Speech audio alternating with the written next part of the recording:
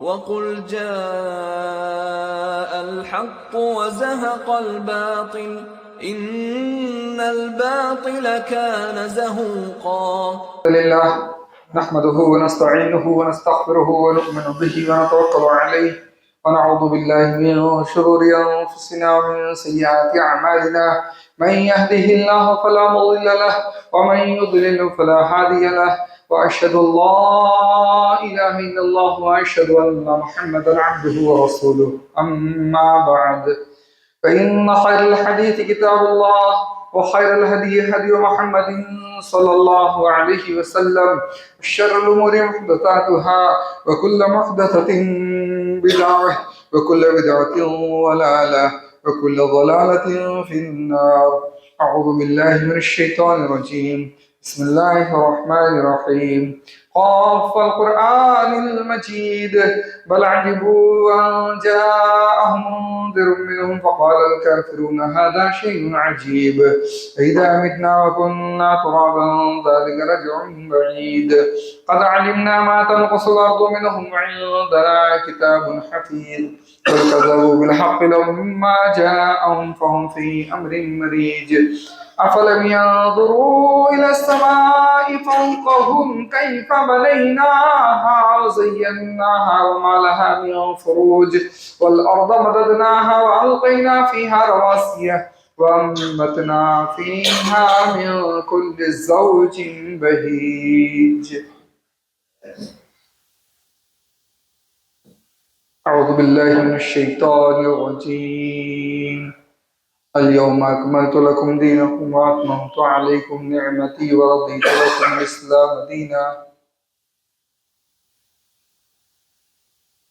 وقال النبي صلى الله عليه وسلم من أحدث في أمرنا ما ليس منه فهو رد. تمام تعریف اللہ وحدہ لا شریک کے لیے ہے. درود و سلام اللہ تعالیٰ کے تمام نبیوں پر، خصوصاً تمام نبیوں کے سردار جناب محمد رسول اللہ صلی اللہ علیہ وسلم پر. اللہم صلی علی محمد وعلی آل محمد کما صلیت علی ابراہیم وعلی آل ابراہیم انک حمید مجید. اللہم بارک علی محمد وعلی آل محمد کما بارکت علی ابراہیم وعلی آل ابراہیم انک حمید مجید. رب اشرح لي صدري ويسر لي امري واحلل عقدة من لساني يفقهوا قولي رب زدني علما. محترم حاضرین، ابھی سن ہجری کے حساب سے یا اسلامی سال کے حساب سے شعبان کا مہینہ روانگی پر ہے.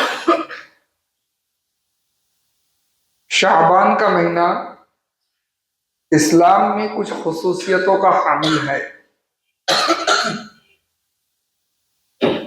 اس کی سب سے اہم خصوصیت یہ ہے کہ یہ مہینہ رمضان المبارک کی تیاری کا مہینہ ہے کہ مومن جسمانی طور پر، ذہنی طور پر، ایمانی طور پر رمضان کے لیے خود کو تیار کرے. اس مہینے کو ایک خوبی یہ بھی حاصل ہے کہ محمد رسول اللہ صلی اللہ علیہ وسلم شعبان کے مہینے میں بہت زیادہ نفل روزے رکھا کرتے تھے. مومنوں کی ماں حضرت عائشہ رضی اللہ تعالی عنہ کہتی ہے کہ لم یکن النبی صلی اللہ علیہ وسلم یصوم شہرا اکثر من شعبان، کہ اللہ کے نبی صلی اللہ علیہ وسلم شعبان کے مہینے سے زیادہ نفل روزہ کسی دوسرے مہینے میں نہیں رکھتے تھے. شعبان میں اتنے زیادہ نفل روزے رکھتے.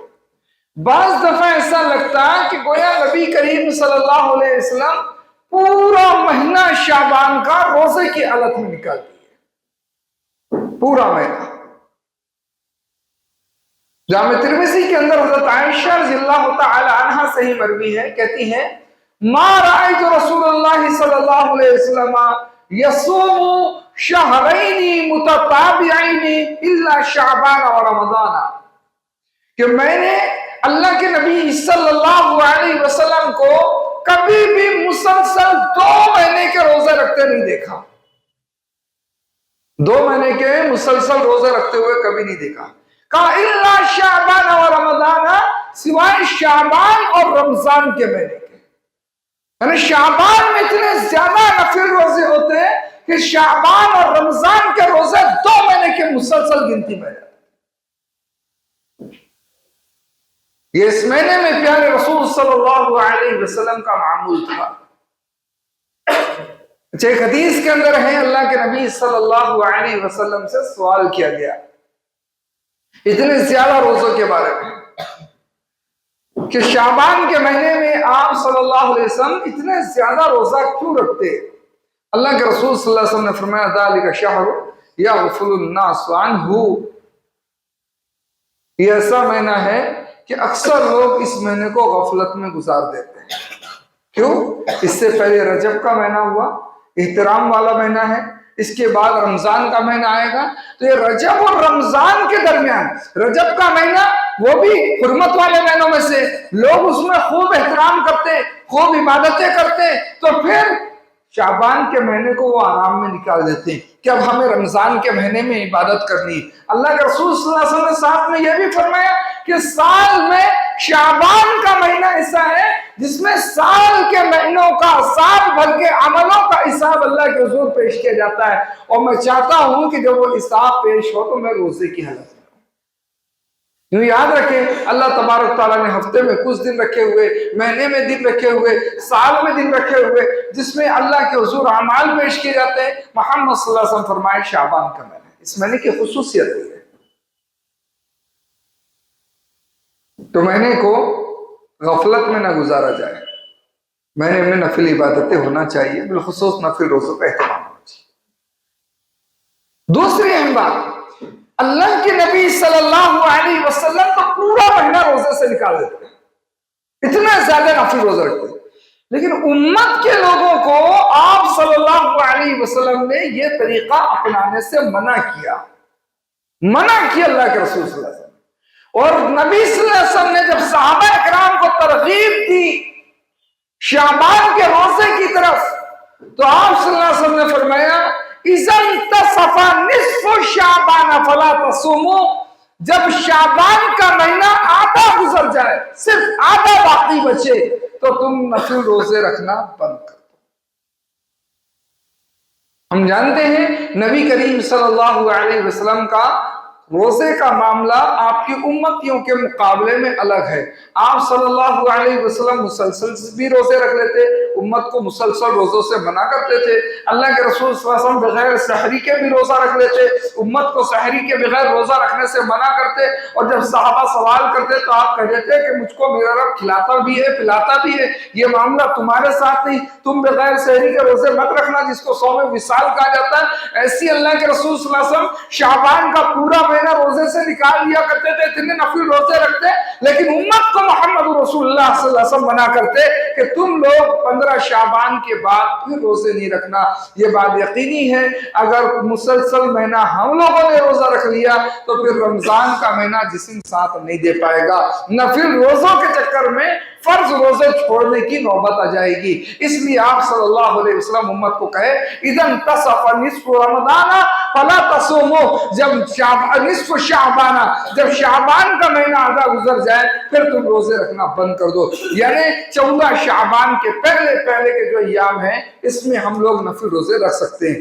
یہاں میں وضاحت کے طور پر ایک بات کہہ دوں، اگر کوئی شخص ایسا ہے جو پیر اور جمعرات کا نفل روزہ رکھنے کا عادی ہے، وہ سال بھر یہ اہتمام کرتا ہے کہ پیر اور جمعرات کا نفل روزہ رکھے گا، تو وہ ان دنوں میں یعنی شعبان کے بعد والے 15 دنوں میں جو پیر اور جمعرات آتے ہیں ان میں وہ روزہ رکھ سکتا ہے، اس کو اہل علم نے اجازت دی ہے۔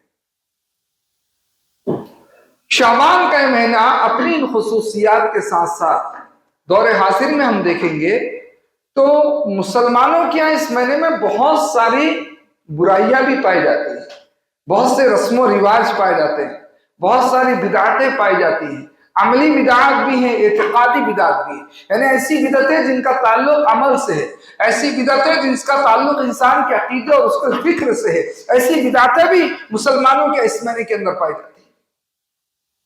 آپ اس بات پر غور کریں کہ نبی کریم صلی اللہ علیہ وسلم تو کثرت سے روزہ رکھتے تھے، امت کے لوگوں کو آپ نے تعلیم دی کہ آپ شروع شعبان سے لے کر آدھے شعبان تک جتنے زیادہ ہو سکے تم نفل روزہ رکھو، لیکن موجودہ دور میں مسلمانوں کو ہم دیکھیں گے وہ شعبان کا ایک روزہ رکھتے ہیں،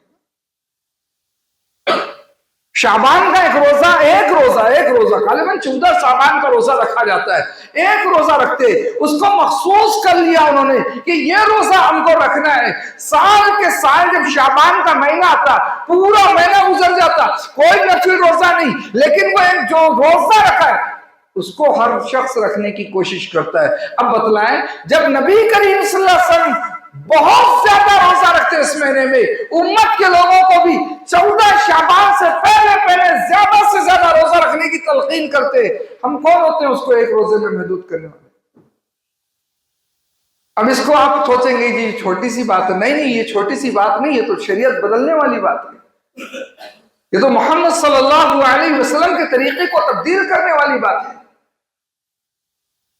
یہ تو اللہ کے رسول صلی اللہ علیہ وسلم کے حکم کو بدلنے والی بات ہے، اس کو معمولی بات نہیں کہا جاتا۔ اور یہی وہ طریقہ ہوتا ہے کہ آدمی نیکی کے نام پر اللہ اور اس کے رسول کی مخالفت کرتا ہے، نیکی کے نام پر نبی کریم صلی اللہ علیہ وسلم کی نافرمانی کرتا ہے، یہی وہ انداز ہے۔ تو محترم دوستوں، فقط ایک روزہ، وہ بھی سال کے سال ہم نے فکس کر لیا ایک تاریخ، اور سال کے سال شعبان کے مہینے میں اس تاریخ کا روزہ رکھنا، اسی کو تو کہتے ہیں بدعت ایجاد کرنا۔ اور محمد صلی اللہ علیہ وسلم نے فرمایا من احدث فی امرنا ما لیس منہ فہو رد، کہ جو شخص ہمارے دین میں کوئی ایسا طریقہ رائج کر لے جو طریقے پر ہم لوگ کا نظر نہیں ہے، جو ہمارا طریقہ نہیں ہے، تو ایسے شخص کا وہ عمل، وہ طریقہ باطل ہے، مردود ہے، بدعت ہے، وہ طریقہ اللہ تعالیٰ کے یہاں قبول نہیں، چاہے پھر اس کو کرنے والے لوگ کتنی کثیر تعداد میں کیوں نہ ہو جائے، اللہ کو وہ طریقہ محبوب نہیں۔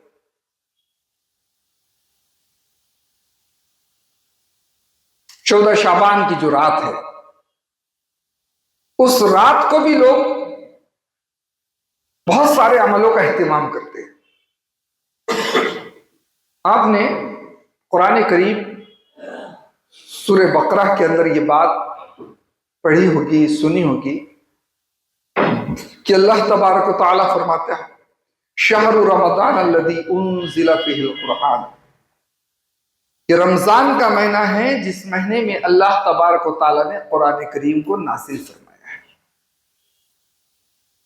قرآن کو رمضان کے مہینے کے ساتھ جوڑنا اللہ کے نزدیک ماہ رمضان کی بھی اہمیت بنتی ہے، اللہ تبارک و تعالیٰ اس کے ذریعے سے قرآن کی عظمت کو بھی ثابت کرنا چاہتا ہے کہ اگر ہم قرآن سے رمضان کو تولیں تو قرآن کی بنیاد پر رمضان کی اہمیت بڑھے گی، اگر رمضان سے قرآن کی فضیلت نکالنا چاہے تو رمضان کی فضیلت کی بنیاد پر قرآن کی فضیلت بنے گی۔ ٹھیک، یعنی آپ مانتے ہیں کہ رمضان بہت فضیلت والا مہینہ ہے، اور پھر یہ کہا جائے کہ اس مہینے میں قرآن نازل ہوا تو آپ کو لگے گا یار اگر اس فضیلت والے مہینے میں آیا تو مطلب وہ بھی فضیلت والی چیز ہے۔ اگر آپ یہ یقین رکھتے ہیں کہ قرآن بہت فضیلت والی کتاب ہے، اور پھر آپ کو معلوم پڑتا ہے کہ یار وہ کتاب رمضان میں نازل ہوئی تو آپ کو لگے گا اتنی فضیلت والی کتاب اگر اس مہینے میں آئی تو یہ مہینہ بھی فضیلت والا ہے، دونوں کی فضیلتیں ایک دوسرے سے جڑی ہوئی ہیں۔ لیکن کیا ہے، دیکھیں قرآن کریم سورہ دخان کی آیت نمبر 1 سے لے کر 4 تک جب ہم پڑھیں گے، اللہ تعالیٰ اس میں فرماتے ہیں حامیم والکتاب المبین انا انزلناہ فی لیلۃ مبارکہ انا کنا منذرین فیہا یفرق من کل امر حکیم۔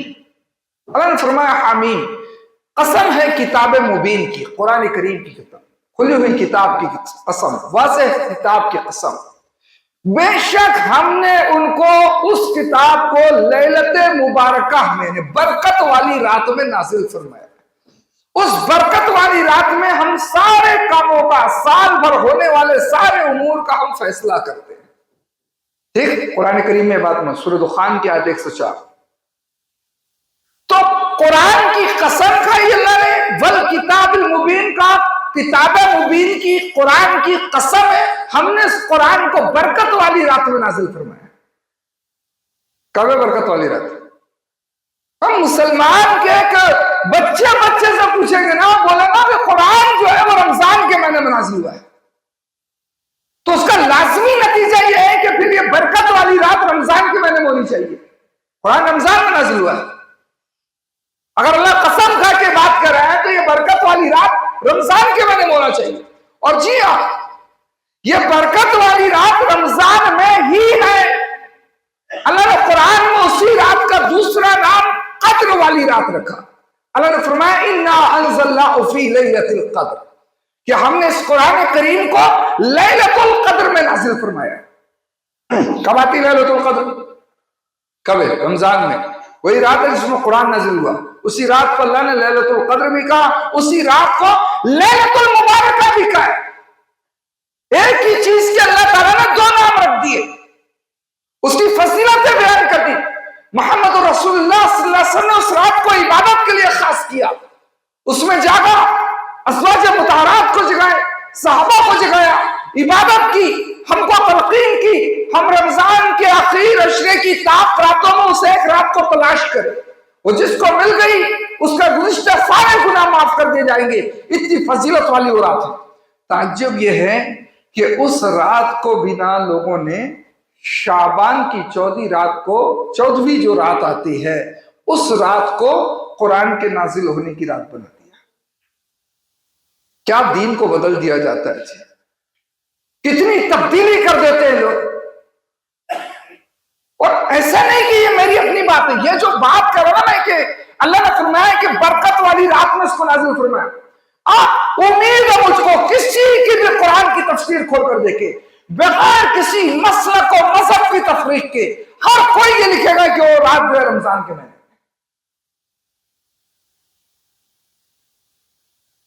یہ کتابوں میں بات ہے کہ وہ رات رمضان کے مہینے میں، لوگوں کا عمل کیا ہے؟ لوگوں کا عمل یہ ہو گیا کہ اس رات کو شعبان کے مہینے میں، اب پھر اس رات کو نام دے دیا شب برات۔ نام کیا دے گیا؟ شب برات۔ شب برات فارسی لفظ ہے، فارسی دنیا میں کہاں سے آئی؟ ایران سے آئی۔ پھر یہ رات کہاں سے آئی ہے؟ رات بھی ایران سے نکل کے آئی۔ ایران میں کون ہے؟ شیعہ لوگ ہیں۔ یہ رات کی ایجاد کس نے کی؟ یہ رات میں جو اعمال ہوتے ہیں اس کی خصوصیت کے ساتھ جو بنایا جاتا ہے، اس کی ایجاد کس نے کی؟ شیعوں نے کی۔ جی بالکل صحیح بات ہے، یہ یوں نہیں کہ میں ایک حساب بتا رہا ہوں، یہ ایک حقیقت ہے، بلکہ میں کہوں صرف یہ رات نہیں، مسلمانوں کے یہاں بہت ساری ایسی بدعات رائج ہیں کہ وہ بدعتیں شیعوں نے مسلمانوں میں داخل کی ہیں، اور ان بدعتوں کے داخل کرنے کا راستہ جو انہوں نے چنا ہے وہ ہے اہل بیت کی محبت۔ جو مسلمانوں کے دل میں اہل بیت کی محبت بہت ہے، تو کہیں نہ کہیں کسی بھی چیز کو اہل بیت سے نسبت کر کے مسلمانوں کے درمیان اس کو لا دیا جاتا ہے۔ ابھی رجب میں کنڈے گئے، رجب میں کنڈے گئے، کون ہوا؟ جعفر صادق۔ کون تھے؟ اہل بیت کے ایک فرد ہے، اچھے فرد ہیں، اچھے شخص ہے، ہمارے اماموں میں سے ہیں، امام جعفر صادق رحمۃ اللہ علیہ، اہل بیت میں سے، بس ان کے نام سے وہ کنڈے لا دیے۔ اب ان کی عظمت کو جو غلو کے ساتھ تسلیم کرنے والے لوگ ہیں وہ شیعہ ہیں، شیعوں نے دیکھا کہ مسلمان بھی ان کو مانتے ہیں، ان کے نام کی کنڈے لا دو۔ حالانکہ نہ جعفر صادق نہ وہ رجب کے مہینے میں پیدا ہوئے، نہ رجب کے مہینے میں ان کی وفات ہوئی، نہ رجب کے مہینے میں ان کا کوئی نکاح ہوا، نہ رجب کے مہینے میں ان کی زندگی کا کوئی خاص کارنامہ، کچھ نہیں، زبردستی ان کو 22 رجب کا ایک جشن منانا تھا، کس چیز کے نام سے لا دیے؟ جعفر صادق کے نام سے۔ حالانکہ 22 رجب کو کیا ہوا تھا معلوم؟ معاویہ رضی اللہ تعالیٰ عنہ کی وفات، اس کا جشن منانا تھا، وہ چیز مسلمانوں میں لانی۔ معاویہ کی وفات کے نام سے مسلمانوں میں لا سکتے ہیں؟ کوئی کسی صحابی کی موت کے دن میں جشن منائے گا؟ نہیں منا سکتا۔ جعفر صادق کے نام سے لا دیے، لو مناؤ، نام بدل دیا گیا، نسبت بدل دی گئی، کام وہ کرا لیا گیا۔ یہ برات لفظ جو ہے نا، یہ برات لفظ یہ عربی لفظ ہے، شب لفظ جو ہے یہ اردو لفظ، وہ فارسی لفظ ہے۔ اب برات کا مطلب ہوتا ہے کسی سے نفرت کا اعلان کر دینا، بیزاری کا اعلان کر دینا۔ یہ سورۃ توبہ کی آیت میں پہلا لفظ آپ پڑھیں گے، براءۃ من اللہ ورسولہ، سورہ توبہ کے اندر پہلا لفظ یہاں کیا ہوا؟ اللہ اور اس کے رسول کی طرف سے ان کافروں سے نفرت کا اعلان کر دیا گیا، برات کا اعلان کر دیا گیا، بیزاری کا اعلان کر دیا گیا، جو معاہدہ کر کے محمد رسول اللہ صلی اللہ علیہ وسلم اور مسلمانوں سے جڑ کر رہنا چاہتے تھے، ان سے اعلان کر دیا گیا نہیں ہمارا تم سے کوئی تعلق نہیں، ہم تم سے بیزاری کا اعلان کرتے، نفرت کا اعلان کرتے۔ وہ لفظ استعمال کیا گیا اس رات کے لیے، کیوں معلوم ہے؟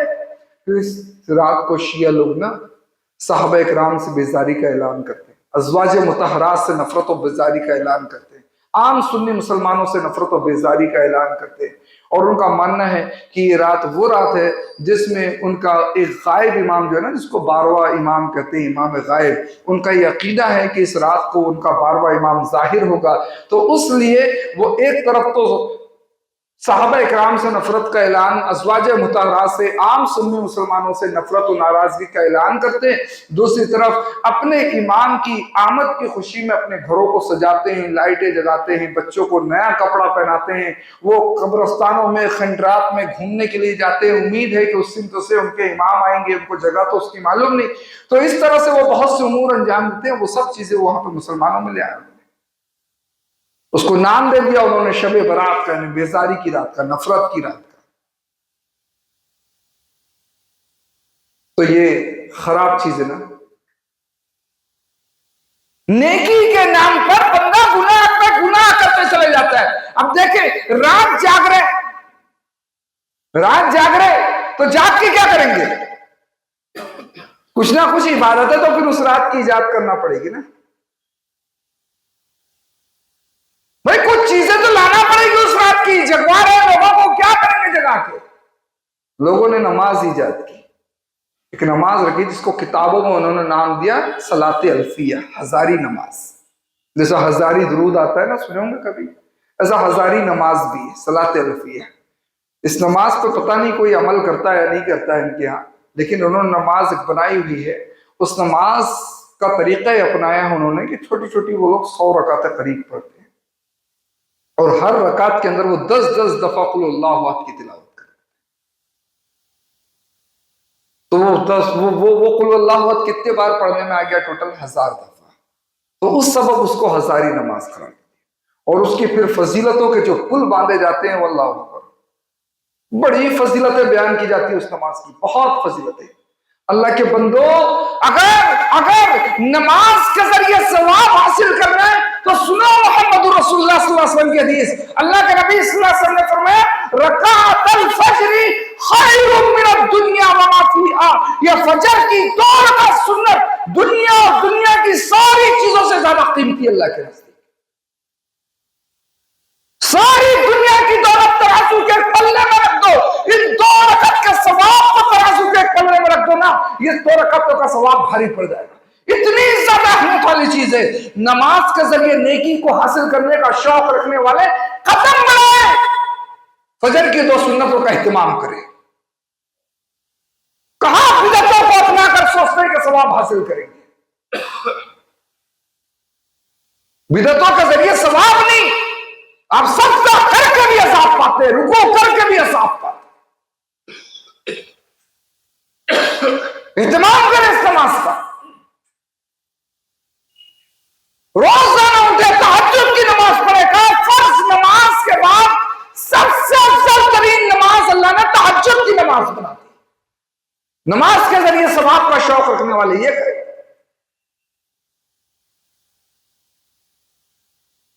ان نمازوں کو تو نبی نے بھی پڑھا ہے،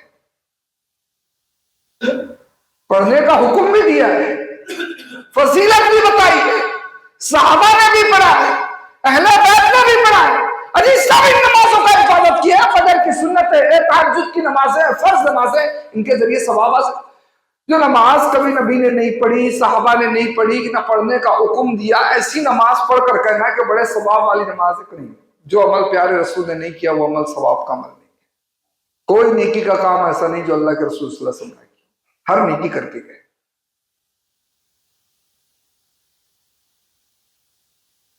پھر وہ ایک الگ مسئلہ ہے کہ رات جگ رہے تو پھر ذکر و اذکار کی بھی بڑی مجلسیں ہوتی ہیں۔ رات کو قبرستان میں گھومنے جاتے لوگ، آپ کو بڑا تعجب ہوگا، اس رات کو نا روحوں کی عید کا نام دے دیا جاتا ہے کہ وہ رات جو ہے روحوں کی آمد کی رات ہے، روحوں کی عید کی رات ہے، روحوں کی ملاقات کی رات ہے۔ سال بھر جو روحیں انتقال کی گئی ہیں، جو بھی لوگ انتقال کیے، ان کی روحوں کو پہلی روحوں سے اس رات کو ملایا جاتا ہے۔ یہ سب باطل نظریات ہیں، کتاب و سنت میں اس کے بارے میں کچھ بھی نہیں، کچھ بھی نہیں۔ یہ سب لوگوں کی اپنی بنائی ہوئی باتیں ہیں کہ روحوں کی عید ہو گئی ہے، ان کی آمد۔ ارے کوئی روح نہیں آتی۔ اللہ نے قرآن سورہ مومنون کی آیت 100 میں اندر فرمایا وَبِي وَرَائِهِ بَرْزَخٌ إِلَىٰ يَوْمِ يُبْعَثُونَ، بندہ مرتا ہے، اللہ تعالیٰ نے قیامت تک کے لیے اس بندے کے اور اس دنیا کے درمیان پردہ حائل کر دیا ہے۔ قیامت تک وہ اس پر سے ادھر نہیں آ سکتے، اللہ کے بنائے ہوئے اس پردے کو کوئی کراس نہیں کر سکتا۔ اللہ نے بنا دیا پردہ۔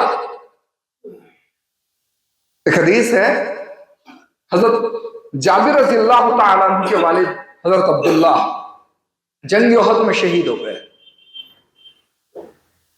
حضرت جابر رضی اللہ تعالیٰ عنہ بڑے پریشان، ایک تو والد کی جدائی کا غم، اور اوپر سے کہ ان کے والد نے ان کی قریب 7 یا 9 بہنیں چھوڑ کے گئے، ان کی پرورش کی ذمہ داری ان کے اوپر۔ پھر اس کے بعد قرضہ بہت سارا چھوڑ کر گئے تھے، وہ قرضے کی ادائیگی کی ذمہ داری ان کے اوپر، پریشان رہنے لگے۔ اللہ کے نبی صلی اللہ علیہ وسلم نے ان کو پریشان دیکھا تو وجہ پوچھی، انہوں نے یہی وجہ بتلائی۔ تو نبی کریم صلی اللہ علیہ وسلم نے فرمایا ہے کہ جابر، اللہ رب العالمین نے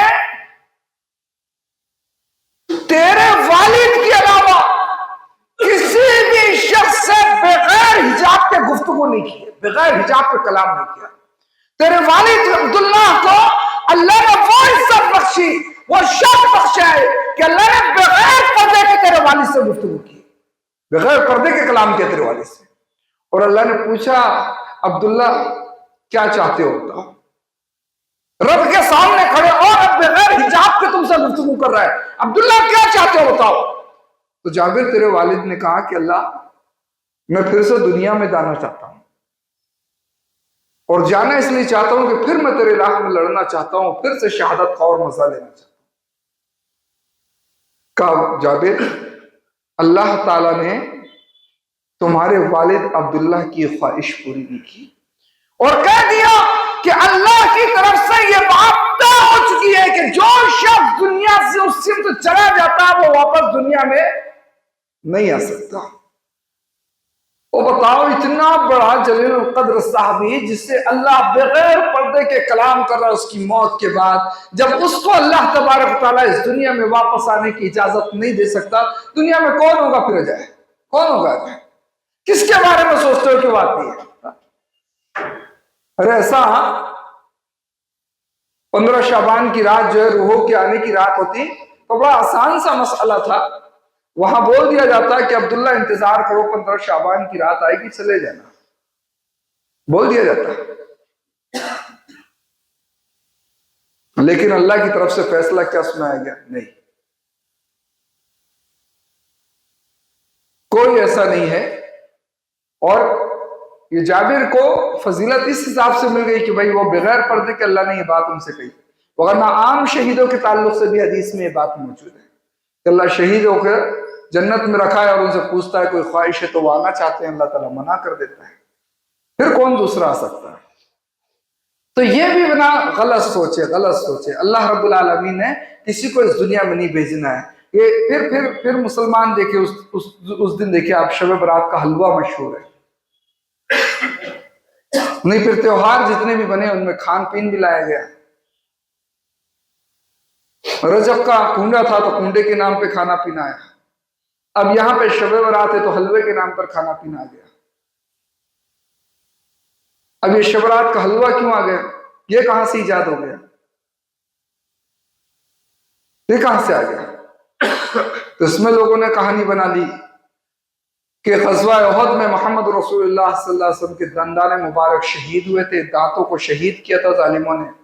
آپ صلی اللہ علیہ وسلم کے دانتوں میں تکلیف تھی تو اللہ کے رسول صلی اللہ علیہ وسلم نے اس وقت کوئی میٹھی چیز، نرم چیز بنا کے کھائی تھی، اس کی سنت کو ادا کرتے ہم یہ کرتے ہیں۔ غزوہ احد تو شعبان کے مہینے میں ہوا بھی نہیں، وہ تو شعبان کے مہینے میں ہی نہیں ہوا، پھر کہاں سے وہ سنت یہاں ادا کر لی جائے؟ ایسی بھی کوئی سنت ادا کرتا ہے کیا کہ کوئی حادثہ پیش آ جائے تو اس کو سنت کا نام دیا جائے؟ ایسا بھی ہوتا ہے؟ ایسا تو اللہ کے رسول صلی اللہ علیہ وسلم نے پیٹ میں پتھر باندھ کے بھی گھومے، کئی دن بغیر کھائے پیے رہے۔ ان سنتوں کو پھر کون ادا کرے گا؟